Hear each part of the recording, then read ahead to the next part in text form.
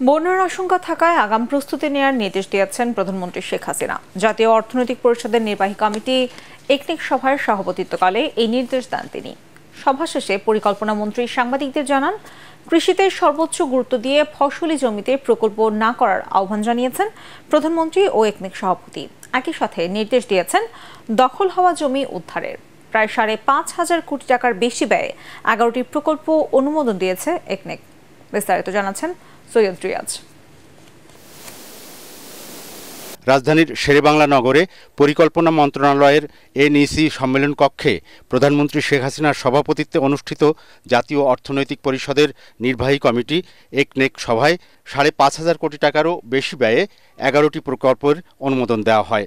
এর মধ্যে সরকারি অর্থায়ন 5,214 কোটি 34 লক্ষ টাকা, বৈদেশিক অর্থায়ন 140 কোটি 44 লক্ষ টাকা এবং সংস্থার নিজস্ব অর্থায়ন 105 কোটি 9 লক্ষ টাকা।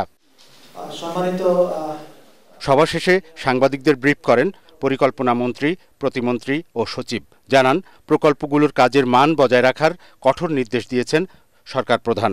গুণগত মান নিশ্চিত করার ক্ষেত্রে প্রশাসনিক মন্ত্রণালয় যদি গাফিলতি করে, সেই গাফিলতিতে আমাদের এখানে দেখার সুযোগ নেই। কিন্তু এই প্রকল্পটা যখন সংশোধনের জন্য আসে, যে এই রাস্তাটা তো 3 বছর 5 বছর 10 বছর থাকার কথা ছিল, কেন আপনারা রাখতে পারেন না, তাকে জবাবদিহি করতে হয়। সুতরাং নতুন প্রকল্প অথবা সংশোধন প্রকল্পের ক্ষেত্রে তাদেরকে আমরা জবাবদিহিতে আওতায় নিয়ে আসতে পারি। পরিকল্পনা মন্ত্রী বলেন, এবারের সভায় কৃষির উপর সর্বোচ্চ গুরুত্ব দিয়েছেন প্রধানমন্ত্রী। বিশেষ করে ঢাকা জেলার আশেপাশে কৃষি জমি প্রায় সবই দখল হয়ে গেছে আবাসনের অর্থে। আবাসনের জন্য শহর এখন হয় নাই, কিন্তু তার আগেই কৃষি কাজ কমে যাচ্ছে। এটার উপর উনি জোর দিয়ে বলেছেন যে কৃষি কাজ যেন ব্যাহত না হয়।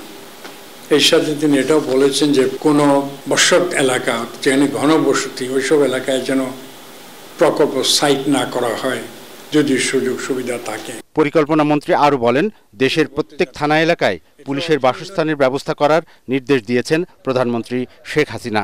সৈয়দ রিয়াজ, এটিএন বাংলা, ঢাকা।